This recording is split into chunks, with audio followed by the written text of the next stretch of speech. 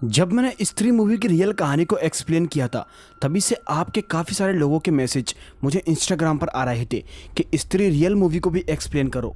तो फाइनली आज की वीडियो में हम स्त्री मूवी की कहानी को एक्सप्लेन करने वाले हैं। वीडियो को एंड तक ज़रूर देखते रहना। आज की वीडियो बहुत ही इंटरेस्टिंग और बहुत ही मज़ेदार होने वाली है। तो चलिए वीडियो को शुरू करते हैं। मूवी की शुरुआत होती है मध्य प्रदेश के चंदेरी गांव से, जहां पर हम देखते हैं कि गांव की हर एक दीवार पर और लोगों के घर के बाहर ये लिखा होता है ओ स्त्री कल आना।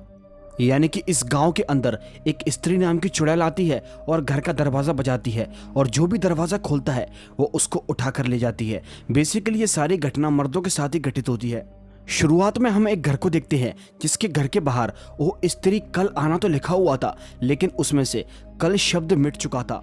इसीलिए स्त्री उसके घर के अंदर चली जाती है। वहां पर एक आदमी होता है जो कि टॉयलेट कर रहा था। तभी स्त्री उसको उसके नाम से पुकारती है, और वो जैसे ही पीछे मुड़कर देखता है तभी वो उसकी हत्या कर देती है। इसके बाद यहाँ से कहानी प्रेजेंट में आ जाती है। अब हम देखते हैं इस मूवी के लीड एक्टर राजकुमार राव को, जिसका नाम इस मूवी के अंदर विक्की होता है। विक्की एक बहुत ही अच्छा टेलर होता है, और इतना अच्छा टेलर था कि कुछ ही मिनटों में ये किसी भी कपड़े को तैयार कर सकता है। अभी पूरे गाँव के अंदर पूजा का माहौल चल रहा था। अब यहाँ पर पूरे गांव के अंदर स्त्री का खौफ चालू हो चुका था, क्योंकि पूजा की 4 रातों तक स्त्री यहाँ पर मर्दों को लेने के लिए आती है, और उन्हें ले जाने के बाद उनके कपड़े वहीं पर छोड़ जाती है। इसके बाद हम विक्की को देखते हैं जो कि अपने घर की छत के ऊपर बैठा हुआ था, लेकिन तभी उसके पास श्रद्धा आती है अपना एक गरारा सिलवाने के लिए। इस मूवी में श्रद्धा कपूर का नाम ही नहीं बताया गया, इसीलिए हम इनके रियल नेम से इनको बताएंगे।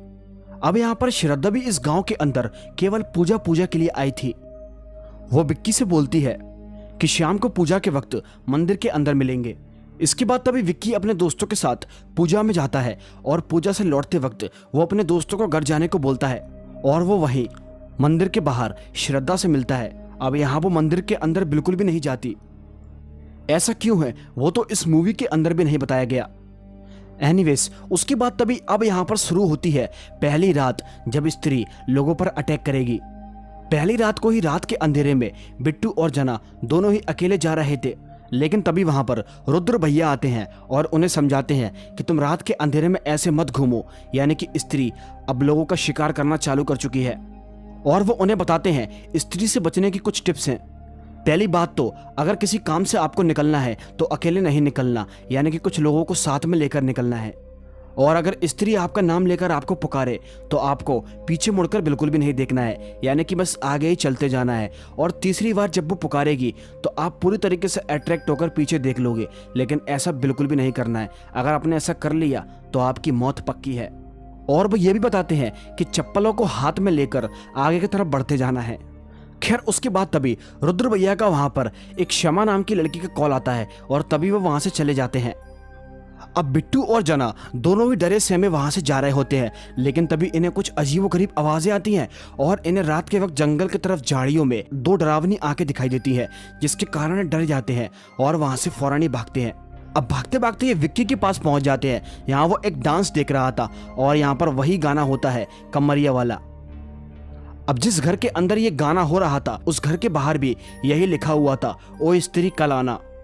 लेकिन जब ये नाच गाने का प्रोग्राम खत्म होता है उसके बाद ही हम विक्की को देखते हैं जो कि बाहर आकर दीवार के ऊपर टॉयलेट कर देता है, जिसके चक्कर में वहां पर कल शब्द फिर से मिट जाता है। अब इसका मतलब हो चुका था ओ स्त्री आना। और तभी उसी रात को स्त्री उस घर के अंदर एक आदमी को उठाकर ले जाती है, और बस बचते हैं तो उसके केवल कपड़े। अब उसके गायब होने के बाद गांव के अंदर स्त्री का खौफ और भी ज्यादा फैल चुका था। तभी हम देखते हैं कि श्रद्धा ने विक्की से एक पत्र के द्वारा कुछ ऐसी अजीबोगरीब चीजें मंगाई थी, जिस सामग्री को देखकर ऐसा लग रहा था जैसे कि इसको काले जादू के लिए उपयोग किया जाता है। विक्की के दोस्त भी काफी ज्यादा शौक हो जाते हैं, लेकिन विक्की उसकी इन ख्वाहिशों को पूरा करता है। जो भी उसने मंगाया था वो इन सभी चीजों को इकट्ठा करता है, और जब वो दूसरी रात पूजा में जाता है तो श्रद्धा को वो सारी चीजें दे देता है। लेकिन यहाँ पर हैरानी की बात तो ये थी, श्रद्धा आज भी लेट आई थी, और इसीलिए वो पूजा में शामिल नहीं हो पाई थी। और जब विक्की उसे पूजा का प्रसाद देता है तो वो भी नहीं खाती। तभी वो उसे एक अजीबोगरीब जगह ले जाती है, जहाँ पर पूरी तरीके से अंधेरा था और घना जंगल था। वहां पर जाकर वो उसके घराने का नाप लेने लगता है, लेकिन थोड़ी देर के बाद श्रद्धा वहां से गायब हो जाती है। दूसरी तरफ हम देखते हैं विक्की के दोस्त बिट्टू और जना उस लड़की के बारे में बात कर रहे थे, यानी कि श्रद्धा के बारे में। उन्हें लग रहा था कि वही एक स्त्री है, क्योंकि आज तक श्रद्धा को विक्की के अलावा उन लोगों में से किसी ने नहीं देखा था। और शौकीली बात वो पूजा के समय प्रकट होती है, और ऊपर से उसने ऐसी अजीबोगरीब सामग्री मंगाई थी जो कि काले जादू के लिए उपयोग की जाती है। उसके बाद तभी हम देखते हैं बिट्टू और जना दोनों ही अपने घर पर जा रहे थे, लेकिन गई रात को जंगल के रास्ते पर उसकी गाड़ी का पेट्रोल खत्म हो जाता है।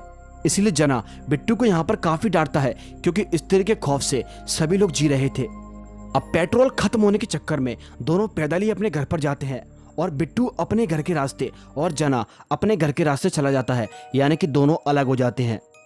अब यहाँ पर जना जब अपने घर पर जा रहा था, तभी रात के वक्त स्त्री उसे आवाज देती है। पहली बार में तो वह पीछे मुड़कर नहीं देखता, क्योंकि उसे रुद्र भैया की बातें याद आ जाती हैं, और दूसरी बार में भी वो पीछे नहीं मुड़ता। लेकिन तीसरी बार स्त्री जैसी उसको आवाज देती है तो वो एक बहुत ही बड़ी गलती कर देता है। वो जैसे पीछे मुड़कर देखता है, तभी स्त्री फौरन ही उसे वहां से ले जाती है।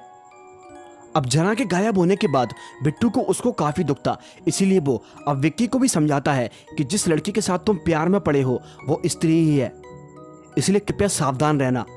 वो उसे बताता है कि उसको तुम्हारे अलावा किसी ने नहीं देखा, और वह पूजा के वक्त ही प्रकट होती है, और तो और मंदिरों में भी नहीं जाती, ना ही वहां का प्रसाद खाती। अब यहाँ पर विक्की को भी अपने दोस्त बिट्टू की बात पर यकीन हो रहा था, थोड़ा थोड़ा सा।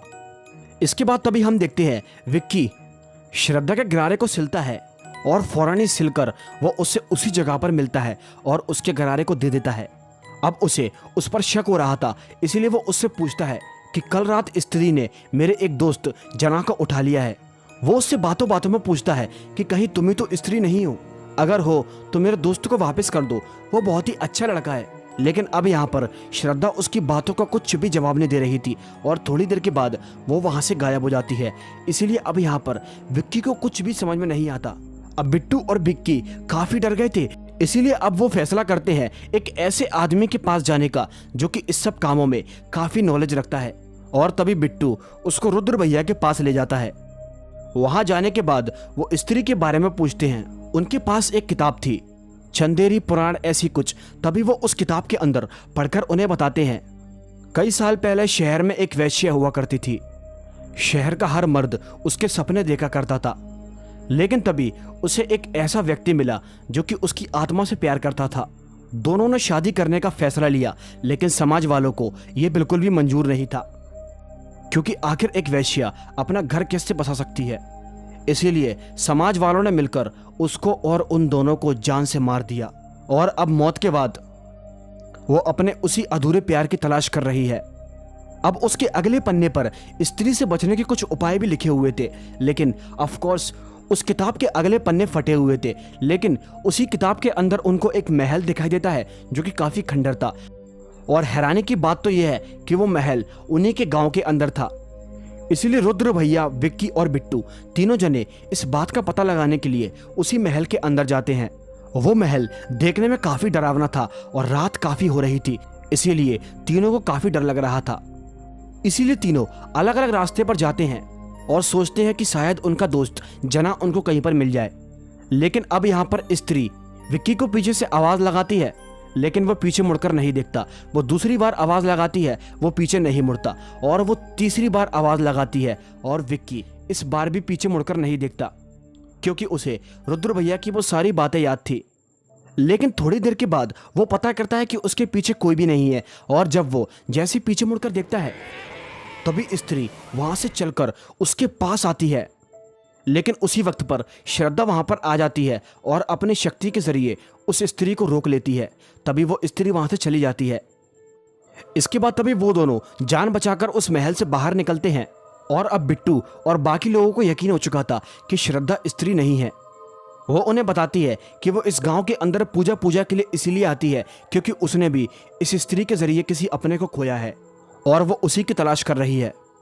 तभी ये चारों के चारों लोग मिल जाते हैं, अब उस स्त्री से बचने का उपाय ढूंढते हैं। और जब ये अपने घर जा रहे होते हैं तभी रास्ते में इन्हें जना दिखाई देता है जो कि पूरी तरीके से नंगा था। ये सही सलामत जना को अपने घर पर ले जाकर छोड़ देते हैं। लेकिन जना नॉर्मल बिल्कुल भी नहीं था। उस स्त्री ने उसको अपने कब्जे में कर लिया था। उसी रात को जना कुछ घर के बाहर वो स्त्री कल आना के कल शब्द को मिटा देता है, जिसके बाद वो स्त्री घर के अंदर हमला करती है और वहां के कुछ मर्दों को लेकर चली जाती है। और जब बिट्टू जना से मिलने के लिए जाता है तो वो पहले जैसा बिल्कुल भी नहीं था। वो अजीबोगरीब प्रकार की हरकतें करता है और सभी लोगों को मारना शुरू कर देता है, लेकिन किसी तरह श्रद्धा अपनी शक्ति के बदौलत उसको रोकती है। और मैं आपको एक बात बताना और भूल गया, श्रद्धा के पास एक ऐसी विद्या थी जिसकी वजह से वो इस स्त्री की शक्ति को रोक सकती थी। तभी ये सभी के सभी लोग फैसला करते हैं उस इंसान के पास जाने का जिसने इस किताब को लिखा था। उस किताब के पन्ने तो फट चुके थे, लेकिन जिसने इस किताब को लिखा था उसे सब कुछ याद होगा। इसलिए रुद्र भैया उन सभी को एक आदमी के पास लेकर जाते हैं, जहां वो आदमी इन्हें बताता है गांव वालों ने स्त्री की कभी इज्जत नहीं की थी, इसीलिए अब गांव में जो भी मर्द जब तक जिंदा रहेगा वो स्त्री किसी को नहीं छोड़ेगी, सबको मार डालेगी।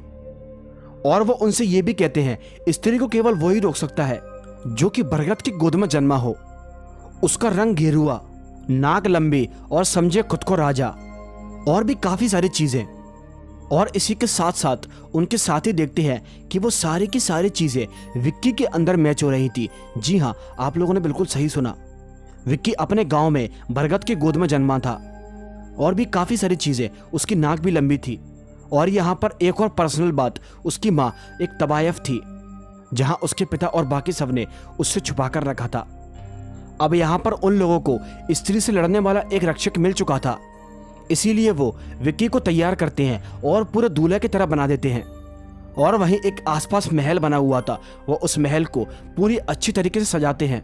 उन सभी लोगों को ये लग रहा था कि स्त्री सुहाग रात की भूखी है, इसलिए श्रद्धा उससे कहती है कि तुम्हें उसे लालच देना है और वो जैसे ही तुम्हारे पास आए तभी इस चाकू से उसके दिल पर वार कर देना है।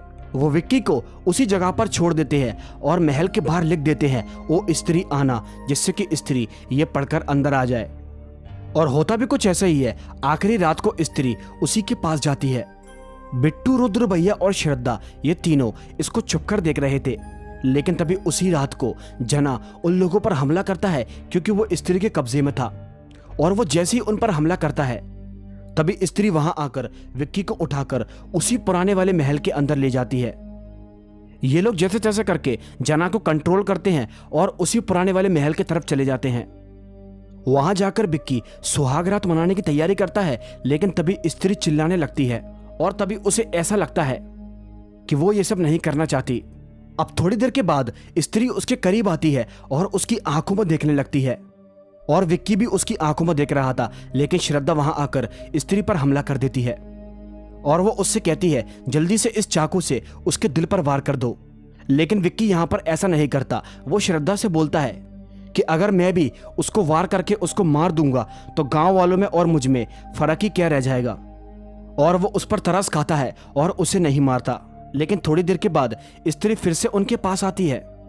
अब वो विक्की को चिल्ला चिल्ला कर देखने लगती है, जहां विक्की काफी डर रहा था।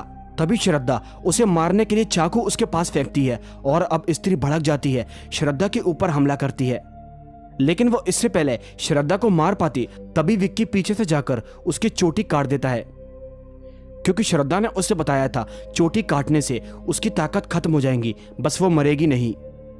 और ऐसा होते ही स्त्री वहां से चली जाती है। उसके जाते ही वो दोनों उस महल से बाहर निकलते हैं और इसके बाद वो स्त्री सभी पुरुषों को छोड़ देती है जिसको वो उठाकर ले गई थी। अब जब गांव के सारे पुरुष मिल जाते हैं तो वहां का नेता इन लोगों को इनाम देता है और इनका गांव के अंदर काफी नाम हो जाता है। इसके बाद श्रद्धा अब इस गांव को छोड़कर जा रही होती है, जहां वो बस स्टॉप पे अपनी बस का वेट कर रही थी। विक्की उसे काफी रोकता है, उसका नाम नंबर पता करने की कोशिश करता है, लेकिन कुछ भी नहीं पता चलता और वो बस में बैठकर वहां से चली जाती है। रास्ते में जाते वक्त हम देखते हैं कि श्रद्धा के हाथों में स्त्री की चोटियां थी, जहां उसने वहां से उठा ली थी। तभी वो उन चोटी को अपने बालों में लगा लेती है और वहां से गायब हो जाती है। मूवी के एंड सीन में हम देखते हैं गांव वाले अब स्त्री की काफी इज्जत करते हैं और उन लोगों ने वहां पर स्त्री की एक मूर्ति भी बनाई है जिसके नीचे लिखा हुआ है ओ स्त्री रक्षा करना। एंड में हम उसी स्त्री को देखते हैं जो कि अपने मूर्ति के आगे खड़ी हुई थी, और इसी के साथ ये मूवी यहीं पर समाप्त हो जाती है। आपको इस मूवी की कहानी कैसी लगी मुझे नीचे कमेंट करके ज़रूर बता देना, और अगर आपको कुछ कन्फ्यूज़न है तो नीचे कमेंट कर देना, मैं उसके ऊपर भी एक वीडियो बना दूंगा। तो चलिए अब हम मिलते हैं आपसे फिर किसी एक नई कहानी में, तब तक के लिए बाय एंड